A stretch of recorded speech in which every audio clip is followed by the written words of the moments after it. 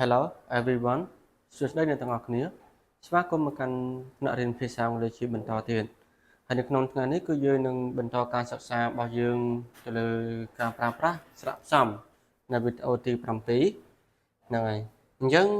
ការប្រើប្រាស់ស្រៈផ្សំនៅពេលនេះគឺ teacher នឹងលើកយកចំនួន4បន្ថែមទៀតដែលចាប់ផ្ដើមពីលេខ25រហូតដល់លេខ28អញ្ចឹងស្រៈផ្សំនៅក្នុងពេលនេះគឺ teacher លើកយកអំពីស្រៈអូហើយនិងស្រៈអ៊ូយកមកសិក្សាហ្នឹងហើយយើងថាតើស្រៈអូហើយនិងស្រៈអ៊ូគឺមានអក្សរអីខ្លះយើងចូលទៅសិក្សាទាំងអស់គ្នាអញ្ចឹងសម្រាប់ number 25គឺ OW OW OW គឺស្មើនឹងស្រៈអូស្មើនឹងស្រៈអូអញ្ចឹងយើងចូលទៅមើលឧទាហរណ៍ឧទាហរណ៍ពាក្យថា grow grow អ្នកទាំងអស់គ្នាស្លាប់លើពាក្យ grow ពាក្យ grow ហើយយើងបានស្គាល់ហើយថា OW គឺស្មើនឹងស្រៈ O ស្មើនឹងស្រៈ O ហើយដល់ពេល G ស្មើអក្សរ G សំឡេង G ហើយ O នេះគឺស្មើនឹង R សំឡេង R អញ្ចឹងយើង spell វារបៀបម៉េច spell វាយ៉ាងម៉េចមិនយើង spell ដូចជាភាសាខ្មែរក៏ G ជាង R ទេហ្នឹងហើយអញ្ចឹងយើងត្រូវចាំថា G កាលណាវានៅជាមួយ A ឬក៏ O នេះគឺស្មើនឹងក្រឹកវាស្មើនឹងសំឡេងក្រឹកតែសំឡេងក្រឹកហ្នឹងហើយ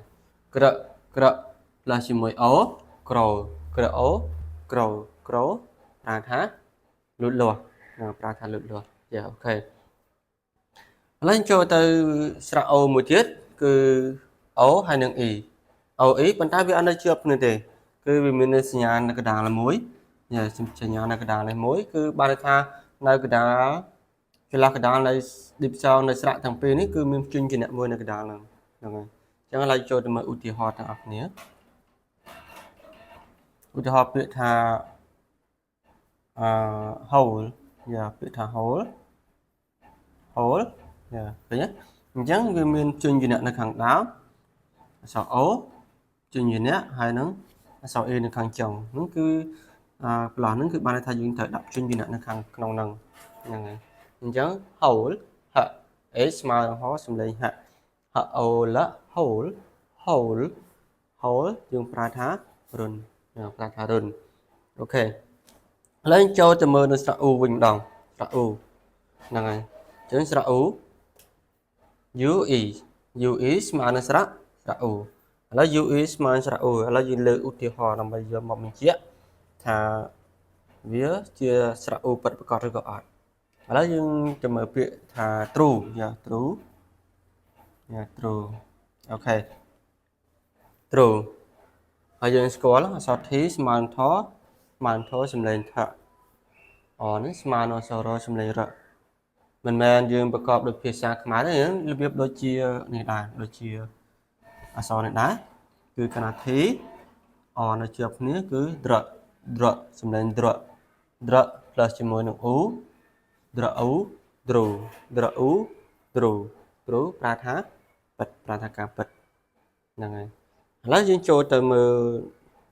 ស្រៈមួយទៀតគឺ UI ក៏ស្រៈ U ដែរឧទាហរណ៍ពាក្យថា fruit អូខេឥឡូវពាក្យថា fruit អញ្ចឹងយើងបានដឹងពីត្រកអានេះដូចគ្នា F A នៅជិតគ្នានៅជាប់គ្នាយើងឲ្យសំឡេងវាថាប្រឹកហើយ T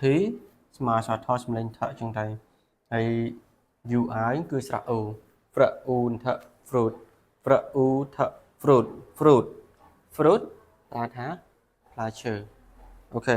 អញ្ចឹងនៅក្នុងមេរៀនថ្ងៃនេះគឺយើងសិក្សាទៅលើការប្រើប្រាស់ស្រៈផ្សំចំនួន4បន្ថែមទៀតអញ្ចឹងរងចាំសិក្សានៅវីដេអូក្រោយជាបន្តទៀតអំពីការប្រើប្រាស់ស្រៈផ្សំ